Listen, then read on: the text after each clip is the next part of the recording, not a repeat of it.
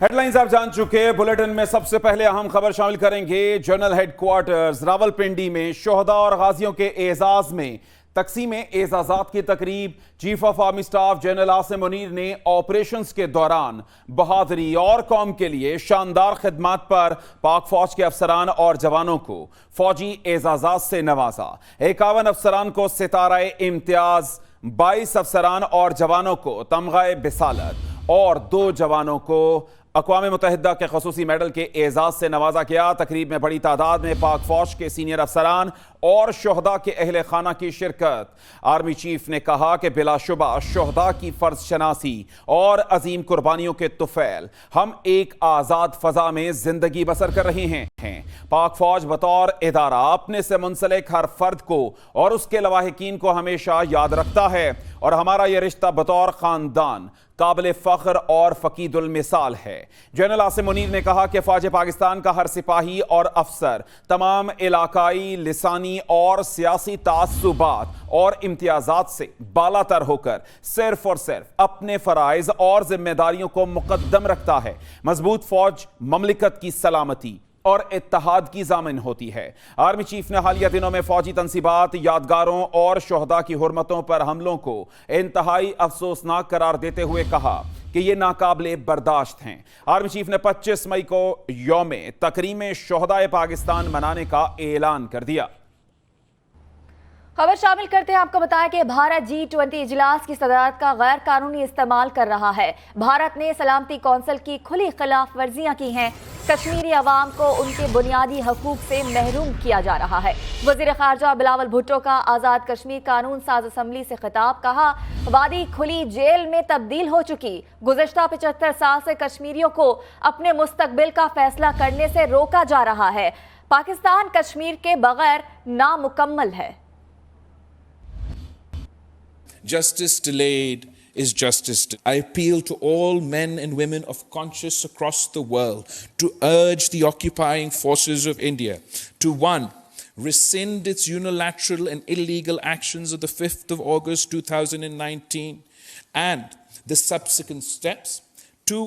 implement fully the relevant UN Security Council resolutions and allow the Kashmiri people to freely exercise their right to self-determination through a UN-supervised plebiscite. 3. to provide solemn assurances that it will not change the occupied territory's demographic composition and not allow non-Kashmiris to acquire property or residency in Jammu and Kashmir. जलाओ घेराव में मुलव्वस अफराद को कानून के कटहरे में लाया जाएगा। 9 मई का दिन पाकिस्तान की तारीख में एक स्याह दिन के तौर पर याद रखा जाएगा। वजीर आजम शहबाज शरीफ का कोयटा में नेशनल गेम्स की इफ्तिताही तकरीब से खिताब। कहा कि शहीदों के बच्चों और गाजियों के साथ जुल्म और नाइंसाफी काबिल मजम्मत है। दुश्मन 75 साल में वो काम नहीं कर सका जो 9 मई को किया गया। दहशतगर्द अब भी कभी कभी सर उठाते हैं, इनका सर कुचलना पड़ेगा। अभी 9 मई का जो वाक़या हुआ एक बड़ा दिलखराश वाक़या था पाकिस्तान की तारीख में। 9 मई को जो कुछ लाहौर में कायद आज़म का वो घर था, जिस तरह ज़ियारत कायद आज़म का घर है, उन्होंने ज़ियारत में हमला करके उसको तबाह किया था, इस तरह 9 मई को लाहौर में कायद आज़म के घर को राख बना दिया गया। ये कोई पाकिस्तानी सोच नहीं हो सकती। ये दहशतगर्द और पाकिस्तान दुश्मन, ये उसका काम है। जिस तरह पेशावर में रेडियो पाकिस्तान को जला दिया गया, ये कोई हुब्बुल वतनी नहीं, ये सरीहन दहशतगर्दी और पाकिस्तान दुश्मनी है। दुश्मन 75 साल में वो काम न कर सका जो 9 मई को एक दिलखराश वाक़े के जरिए पूरे पाकिस्तान में हुआ। 9 मई के वाकयात को लेकर तहरीक इंसाफ के खिलाड़ियों ने अपने कप्तान का साथ छोड़ना शुरू कर दिया है। गुजरात से पीटीआई रहनुमा चौधरी वजाहत हुसैन ने तहरीक इंसाफ से राहें जुदा की, तो फैसलाबाद से फैजुल हसन कमोका भी पार्टी छोड़ गए। गुजरांवाला से साबिक सूबाई वजीर पीर सईदुल हसन शाह ने भी तहरीक इंसाफ को खैरबाद कह दिया। सानहा 9 मई के बाद तहरीक इंसाफ में टूट फूट का सिलसिला जारी है। चौधरी वजाहत हुसैन ने पीटीआई छोड़कर दोबारा काफ लीग में शमूलियत का ऐलान कर दिया। वजाहत हुसैन ने चौधरी परवेज इलाही से भी राहें जुदा कर लीं। लाहौर में प्रेस कॉन्फ्रेंस करते हुए कहा, कि पीटीआई से मेरा कोई ताल्लुक नहीं है। पाकिस्तान मुस्लिम लीग काफ से हमारी राहें कभी जुदा नहीं हुई। घर वापस सारे इकट्ठे होकर चले, जिस तरह शाफी ने कहा है सियासत अपनी अपनी, मगर जो एक जिस दराड़ का आपने जिक्र किया है उस दराड़ को खत्म करते हुए इधर कई मिसालें आपके पास होंगी कि एक ही फैमिली का एक फर्द कहीं है, एक कहीं है। सदर तहरीक इंसाफ वेस्ट पंजाब फैजुल्ला कमोका ने भी पार्टी ओहदे और तहरीक इंसाफ को छोड़ने का ऐलान कर दिया। लाहौर प्रेस क्लब में न्यूज कॉन्फ्रेंस में फैजुल्ला कमोका ने कहा, 9 मई के बाद होने वाले वाकयात के बाद सोच समझकर पीटीआई छोड़ने का फैसला किया है। 9 मई का सानिया हुआ है, जो भी मामलात हुए हैं उनको पेश नजर रख कर बड़ा गौर फिक्र करके मैं अपनी मर्जी से मैं आज वेस्ट रीजन पंजाब का मैं सदर हूँ पीटीआई का, उससे मैं मुस्ताफी होता हूँ और साथ ही साथ मैं पीटीआई से अलहदगी का ऐलान करता हूँ। गुजरावाला से साबिक सूबाई वजीर पीर सैयद सईदुल हसन शाह ने भी इमरान खान का साथ छोड़ दिया। 9 मई के पुरतशद्दुद और शरपसंदी पर मबनी वाक़यात की शदीद मजम्मत करते हैं और इन्हें नाकाबिल माफ़ी जुर्म भी समझते हैं और अपनी बहादुर फौज से यकजहती का इजहार करते हुए पीटीआई की सियासत से लाताल्लुकी का ऐलान करता हूँ। कहते हैं 9 मई के वाकयात से मेरी और मेरे हल्का के अवाम का दिल आज़ारी हुई। पुरतशद्दुद और शिद्दत पसंदी के वाकयात की शदीद मजम्मत करते हैं।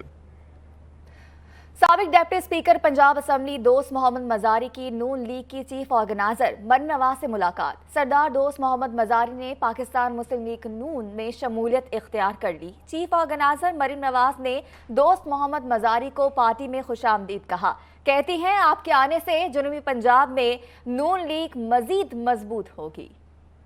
तो अपडेट कर रहे हैं इस खबर के हवाले से कि तहरीक इंसाफ के मरकजी सदर चौधरी परवेज इलाही का पार्टी से राब्ता मुनक़ता। इस हवाले से आपको बताएंगे, लेकिन अभी ये खबर है कि साबिक डिप्टी स्पीकर पंजाब असम्बली दोस्त मोहम्मद मजारी की नून लीग की चीफ ऑर्गेनाइजर मरीम नवाज से मुलाकात हुई।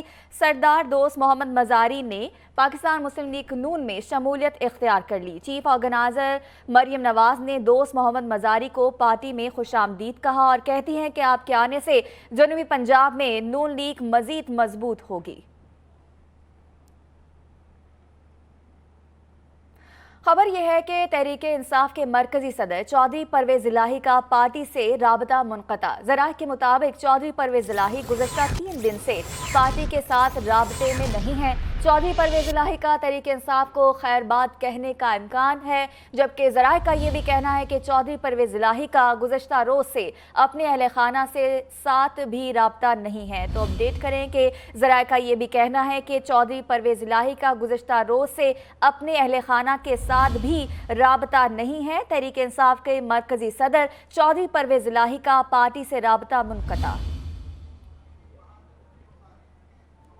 ज़राए का ये कहना है कि चौधरी परवेज इलाही गुज़श्ता 3 दिन से पार्टी के साथ राब्ते में नहीं है। चौधरी परवेज इलाही का तहरीक इंसाफ को खैरबाद कहने का भी इम्कान है।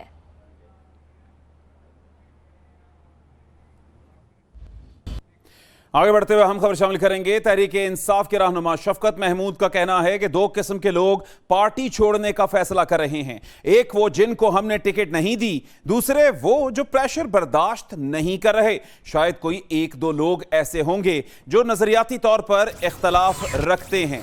रहनुमा पीटीआई ने कहा कि पाकिस्तान इस वक्त शदीद बहरान में है। इस वक्त जरूरी है कि इलेक्शन की तारीख का फैसला किया जाए। वो लाहौर में मीडिया से गुफ्तगू कर रहे थे। अब बताएं, तहरीक इंसाफ के रहनुमा शफकत महमूद का कहना है कि 2 किस्म के लोग पार्टी छोड़ने का फैसला कर रहे हैं। एक वो कि जिनको हमने टिकट नहीं दी, दूसरे वो जो प्रेशर बर्दाश्त नहीं कर पा रहे।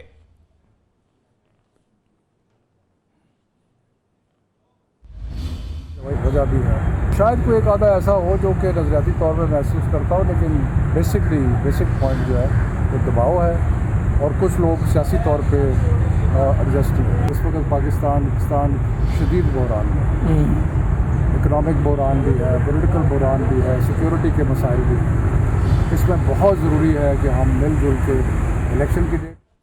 तो शफकत महमूद का यह कहना है कि 2 किस्म के लोग पार्टी छोड़ रहे हैं। एक जो कि नजरियाती नहीं है और दूसरे वो कि जो प्रेशर बर्दाश्त नहीं कर सकते। कौमी असम्बली का अजलास जारी है। ख्वाजा आसिफ इजहार ख्याल कर रहे हैं। Those involved in such propaganda campaigns should strictly be dealt with as per law. Number 4, that we reiterate our commitment to national unity, harmony and integrity in the wake of current geostrategic situation and deprecate all anti-state elements which attempt to destabilize the country. And that resolution of all political issues must always stay within the realm of parliamentary and democratic norms, and resorting to violence against state institutions, public and private property is totally unacceptable. जनाब वाला ये मैंने पढ़ दिया है, obviously house की इसके ऊपर कंसेंसस आ जाएगी और ये रेजोल्यूशन जो है, जो सॉलिडेरिटी जो है शो करने की के लिए जनाब वाला मैं एक और मसले पे मैं इस रेजोल्यूशन के ऊपर बात जो है 2-4 मिनट के बाद स्टार्ट करता हूँ। ये मैं ज़रा इसको हाउस पे के सामने पुट कर लूँ। जी please. Now I put the resolution as moved to the House. The question is that the resolution as moved be adopted. All those in favor of the resolution may say aye. All those against it may say no. I think the ayes have it and consequently the resolution is adopted. जी ख्वाजा मोहम्मद आसिफ साहब। जी एक second जी, मैं ये चतराली साहब का भी ले लूँ जी। जी नहीं, इनका तो पहले मोशन मूव करें आप रूल सस्पेंड करने के लिए। अब्बासी साहब, चतराली साहब का रेजोल्यूशन है, इसके लिए मोशन आप पेश करें रूल सस्पेंड करने के लिए। I wish to move under Rule 288 of the Rules of Procedure and Conduct of the Business in the National Assembly 2007 that the requirements of Rules 51, 55, 57 and 158 of the said rules in respect of ballot of private members, resolutions, orders of the day and notice of resolution for today may be suspended in order to take up resolution. Now I put the motion as moved to the House. The question is that the motion as moved be adopted. All those in favor of the motion may say aye. All those against it may say no. I think the ayes have it and consequently the motion is adopted. जी मौलाना अब्दुल अकबर चित्राली साहब। शुक्रिया जनाब speaker. बिस्मिल्लाहिर्रहमानिर्रहीम। कौमी assembly का ये ऐवान जमात इस्लामी के अमीर और साबिक़ सेनेटर सिराजुल हक साहब पर जोब बलूचिस्तान में इस्तक़बालिया जुलूस में ख़ुदकुश हमले की शदीद मज़म्मत करता है और रब करीम का शुक्र अदा करते हुए सिराजुल हक साहब और ज़ख्मी कारकुनान के साथ दिली हमदर्दी का इजहार करता है। यह ऐवान बलूचिस्तान के अवाम के हुकूक़ के लिए तमाम जमातों की तरफ से मुसलसल आवाज़ बुलंद करने को कदर की निगाह से देखता है। यह ऐवान वफाकी हुकूमत से मुतालबा करता है कि ख़ुदकुश हमला आवर और इससे जुड़े सारे किरदारों को किरदार तक पहुँचाया जाए। यह ऐवान वफाकी हुकूमत से मुतालबा करता है कि आवाम के जान व माल के तहफ़्फ़ुज़ और बलूचिस्तान के अवाम के रोशन मुस्तक़बिल के लिए तमाम वसाइल बरूए कार लाए जाएँ। शुक्रिया। Thank you. Now I put the resolution as moved to the House. The question is that the resolution as moved be adopted. All those in favor of the resolution may say aye. All those against it may say no. I think the ayes have it and consequently the resolution is adopted. जनाब ख्वाजा मोहम्मद आसिफ साहब। जनाब speaker बहुत बहुत शुक्रिया। जनाब speaker एक resolution जो है एक कमीशन जो है चंद दिन पहले काबीना ने अपनी जो है मीटिंग में ये परसों तरसों जो हुई है उसमें बनाया, जो बेसिकली मुख्तसरन बात करूँगा जो ऑडियो लीक्स है उन चीफ जस्टिस साहब के बाद और 2 हाई कोर्ट्स के जज, एक इस्लामाबाद के और बलूचिस्तान के, उनके मेंबर बनाए गए। मैं कोई खुदा न खास्ता कोई ऐसी बात नहीं करना चाहता जिससे कोई मुझे कोई मकसूद हो कि मैं कोई अदलिया के मतलब कोई बात कर रहा हूँ, लेकिन उसका कायम करना, हमने इस आदे के साथ उस कमीशन को कायम किया है ताकि दूध का दूध पानी का पानी हो जाए। ये कंट्रोवर्सी जो चल रही है उसका जो एक कंक्लूजन हो जाए कि ये लोग जो किरदार आपको ऑडियो लीक्स में नज़र आते हैं, इनका कहाँ तक, एक तो ये बात है कि उनका जो किरदार जो है एस्टैब्लिश हो कि ये वही लोग हैं, और दूसरा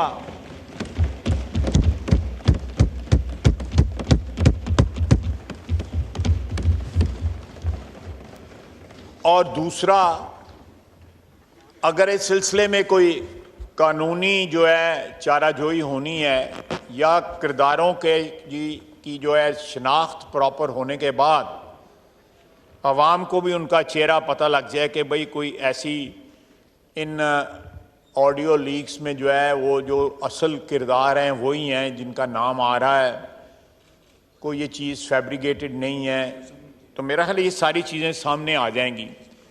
पीटीआई ने जो है उसको चैलेंज कर दिया है, उसकी कॉन्स्टिट्यूशन जो है उस कमीशन का। उनको ये 3 जजों पे एतराज़ है कि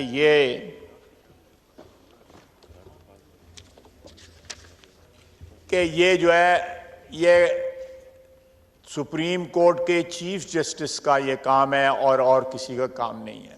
हमने एक नेक काम की इब्तिदा की है।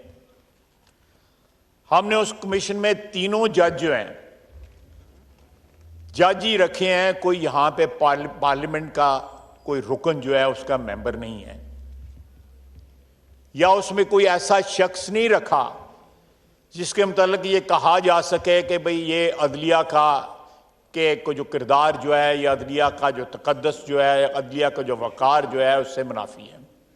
2 चीफ जस्टिस हैं, एक इस्लामाबाद और एक बलूचिस्तान, और तीसरा उनका जो हेड होंगे उस कमीशन के वो जस्टिस फायद ईसा हैं। उनका किरदार जो है खुसूसन उनकी जो जंग जो उन्होंने लड़ी है, जो उन पे किरदार पे उनके बरादरी ने, उनके जो ब्रदर जजेस हैं जिन्होंने उन पे हमला किया था, मैं समझता हूँ वो जंग जो है उनके किरदार की डेफिनेशन है जो उन्होंने लड़ी है। जिस तरह उन्होंने जंग लड़ी है उससे उनकी अजमत और उनका ओहदा जिस पे वो फायज हैं वो डिफाइन होता है। पीटीआई को तसल्ली तब होती कि ये 3 जजों की जगह जो मौजूदा जो हमने रखे हैं उनकी जगह जस्टिस मुनीब होते, इज़्ज़त माब, जस्टिस एजाज आला आसन होते, इज़्ज़त माब, और जस्टिस मुज़ाहिर नकवी होते, इज़्ज़त माब, तो फिर उनको तसल्ली होती, फिर कभी दरख्वास्त ना देते, क्योंकि पिछले 1 साल से सारे जजेस जो हैं, सारे बेंचेस जो हैं वो मोर और लेस जो है इन्हीं जजों पे मुश्तमिल होते हैं। तो मैं ज़्यादा तफसील में नहीं जाना चाहता, लेकिन मेरा ख्याल है कि जो कुछ मैं कहना चाहता था वो मैंने कह दिया, मुद्दा जो है मैंने अपना बयान कर दिया। मैं आता हूँ जिस रेजोल्यूशन की तरफ। सर, मेरे ज़हन में या किसी पाकिस्तानी के ज़हन में कोई एम्बिग्विटी नहीं है, कोई जो है इसके मुतल्लिक शक और शुबा नहीं है कि 9 मई को जो हमला था मुख्तलिफ फ़ौजी तनसीबात पे, उनकी रिहाइशगाहों पे, एयर बेसिस पे, GHQ पे, बहुत सी सियासी तनसीबात तो नहीं मैं कहूँगा, लेकिन सियासी जो चीज़ें जो है जिनका आइडेंटिटी जो है वो सियासी है, वो सारे शहरों में मौजूद हैं, उन पे उन्होंने हमला नहीं किया। और भी हमारे सरकारी दफातर भी उन पे हमला नहीं किया, उन्होंने सिर्फ और सिर्फ जो है फौजी तनसीबात पे हमला किया। सर, ये हमला उनका फौजी तनसीबात पे नहीं था, ये हमला पाकिस्तान पे था। उन्होंने वो किरदार अदा किया जिसका खदशा या तवक्को हमें हिंदुस्तान से होती है। अपने अज़ली दुश्मन से होती है। पाकिस्तानियों से कभी ये उम्मीद नहीं की जा सकती थी। जिन लोगों ने इश्तियाल दिलवाया, अब वो हमारे पुराने सिपा सलारों के साथ जो है अपनी रिश्तेदारी गिनवा रही हैं। जिस वक्त अटैक करने के लिए लोगों को इश्तियाल दिलाया जा रहा था, उस वक्त उनको वो रिश्तेदारी याद नहीं थी। हम लोग सियासतदान हैं जनाब, सियासी बरादरी हैं।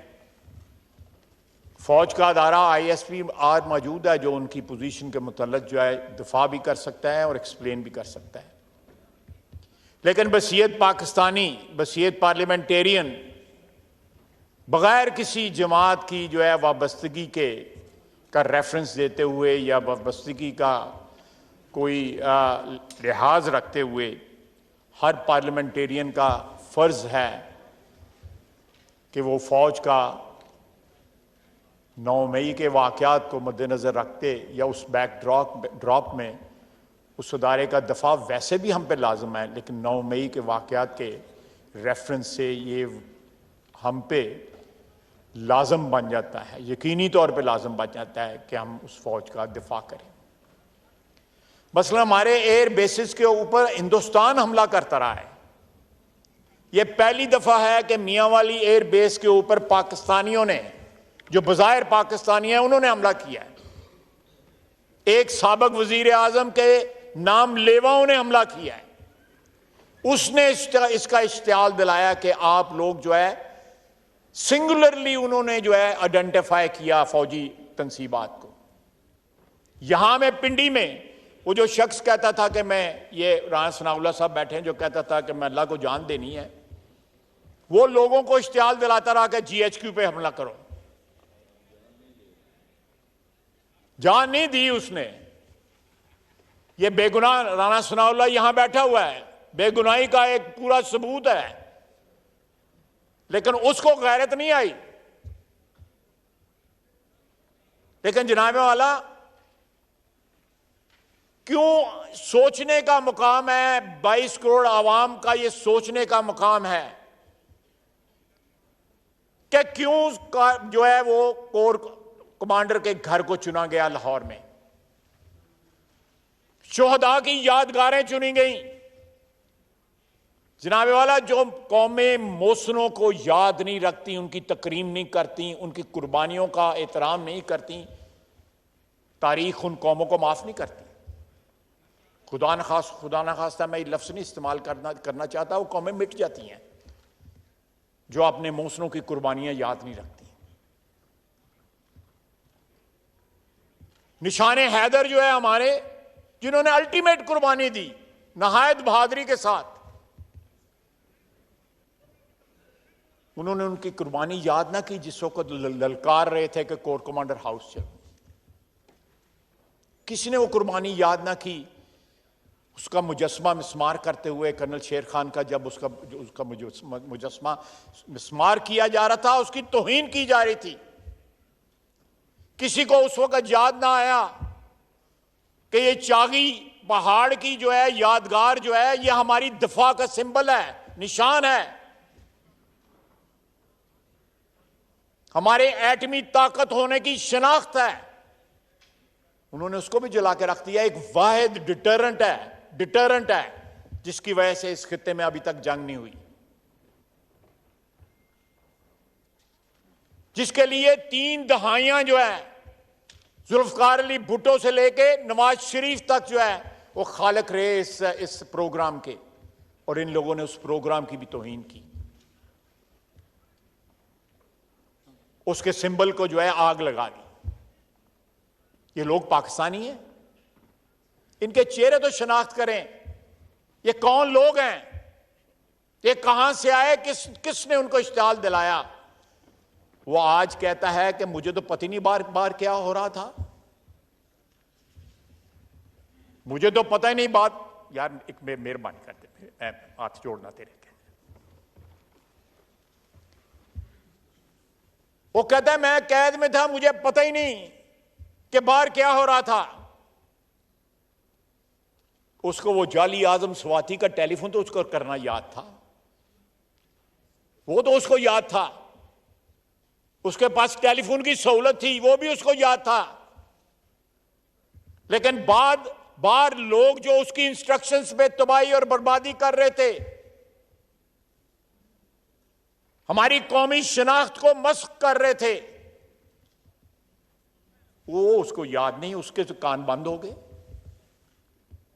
जो रात उसने आखिरी बसर की उसमें कैद के अंदर, जिसके अंदर लोरियां देने की इंस्ट्रक्शन जो है चीफ जस्टिस साहब ने दी थी कि गपशप लगाएं और उसके बाद सो जाएं, वो सारी रात टेलीफोन के ऊपर इंस्ट्रक्शंस देता रहा, अदालत में बैठ के टेलीफोन इस्तेमाल करता रहा, और आज कहता है कि मुझे पता ही नहीं बाहर क्या हो रहा था।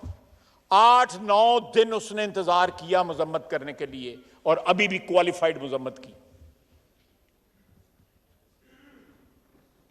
और जनाब ये जहां जो साथ वाली बिल्डिंग में साहब रहते हैं, उन्होंने भी 7-8 दिन के बाद मजम्मत की और अपनी लाताल्लुकी का इजहार किया। मैं उनको याद दिलाना चाहता हूं, ये सामने वाली बिल्डिंग जो है टेलीविजन वाली, इसके ऊपर उन्होंने अटैक किया था और उसका क्रेडिट लिया था इमरान खान से। फोन कॉल, वो भी एक ऑडियो जो है उसको भी कमीशन के आगे पेश कर दें ताकि पता लग जाए, शनाख्त हो जाए ये कौन बंदा बोल रहा है जो क्रेडिट ले रहा है। पार्लियामेंट का, ये पार्लियामेंट जिसमें हम इस वक्त खड़े हैं, इस बिल्डिंग का भी अपना एहतराम और तकद्दुस है, इसके ऊपर भी अटैक में वो शामिल थे। प्राइम मिनिस्टर हाउस के गेट में भी शामिल थे, ये साथ वाली बिल्डिंग में जो रहायश पजीर है शख्स। और उसके भी 3 दिन बाद जो है साबिक वजीर आजम को यह ख्याल आया कि मेरे पास कोई चॉइस नहीं रही, मैं थोड़ा बहुत जो है हल्का फुल्का को ढीला सा जो है उसकी मजम्मत कर दूं और साथ मुकर जाऊंगे, मुझे तो पता ही नहीं था। उन्होंने अंदर कैद के अंदर से वीडियो पैगाम दिया और साथ ये धमकी दी कि अगर मैं गिरफ्तार हुआ तो दोबारा इस रद्द अमल के लिए तैयार हो जाएं। ये भी रिकॉर्ड की बात है, मैं कोई कंकॉक्ट नहीं कर रहा। फिर कहा जनाब वाला एक शख्स जो है रिपेंटेंट नहीं है, बल्कि वो दोबारा उसी वारदात की धमकी दे रहा है। और उसके बाद जनाब वाला कहते हैं कि ये एजेंसियों के, सबसे पहले ये एजेंसियों के लोग थे। मैं जो एजेंसियों के लोग वहां पे थे जरा उनके नाम ले लेता हूं। 2 तो उनकी बहनें थी, पता करना पैदा कड़ी एजेंसी ने वस काम कर दिया ने। एक उनका भांजा था जिसने वो वर्दी टांगी हुई थी छड़ी के ऊपर, महमूद रशीद साहब थे, चौधरी एजाज साहब थे, यास्मीन राशिद साहिबा थी, शहरयार अफरीदी साहब थे, उस्मान डार साहब थे। अगर ये एजेंसियों के लोग हैं तो ये बहुत बड़ा इंकशाफ है। पहले अपने घर में ये फैसला कर लें कि ये एजेंसियों के लोग हैं या नहीं। इन सब की जो है, मैं कोई फैब्रिकेशन नहीं कर रहा, इन सब की तस्वीरें मौजूद हैं, वीडियो मौजूद हैं, बातें करते हुए, पुकारते हुए, ललकारते हुए इनकी आवाजें जो है मौजूद हैं। ये सब कुछ इक़्तिदार की हवस में हुआ। एक इंसान जो है वो इक़्तिदार की हवस में कहां तक जा सकता है, ये कभी सोचा भी नहीं जा सकता था। जनाब वाला इसी मुल्क के अंदर जुल्फ़िकार अली भुट्टो जो है उसको फांसी दी गई। बहुत से लोग यहां पे जिनकी 70s की पैदाइश है या 60s की पैदाइश है, हो सकता है उनको इस चीज का इल्म ना हो। मुझे और वजीर आज़म साहब को पता होगा क्योंकि हमारी उम्र इतनी है। उन्होंने क्या किया, कोई रिएक्शन आया, कोई एंटी स्टेट रिएक्शन आया। पीपल्स पार्टी जो है एग्जिस्ट करती रही, सिस्टम के अंदर एग्जिस्ट करती रही, उसके फॉलोअर्स भी रहे, जुल्फ़िकार अली भुट्टो के नाम लेवा रहे, उसकी कुर्बानी को याद रखने वाले रहे। उसके बाद बीबी की शहादत है। उस वाक़े के बाद जो है राइटली ये एक्सपेक्ट किया जा रहा था कि पाकिस्तान के तूलो अर्ज में जो है वो डिस्टर्बेंसेस होंगे, एक जज्बाती किस्म का रिएक्शन ज़रूर आएगा, लेकिन नहीं। पाकिस्तान की आइन की जो चारों उसके पैरामीटर्स हैं या जो उसके हदूद हैं, उसके अंदर रह के इलेक्शन लड़ा गया और पाकिस्तान खप्पे का ज़रदारी साहब ने नारा लगाया। क़यामत गुजर गई, लेकिन